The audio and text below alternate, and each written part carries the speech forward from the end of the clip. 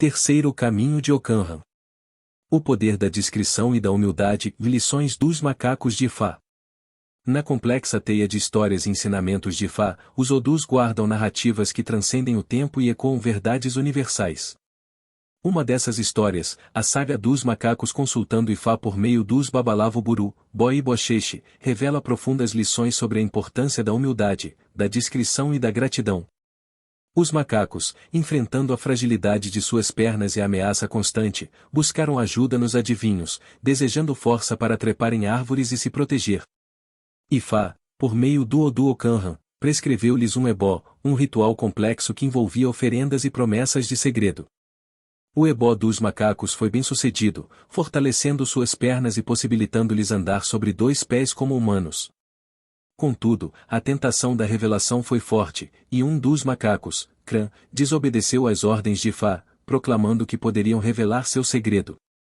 Essa quebra da promessa resultou em uma punição dos macacos, ao serem vistos pelos humanos em sua forma bípede, foram rejeitados e permaneceram apenas com traços humanos nas pernas e nas nádegas, símbolos de sua desobediência e queda.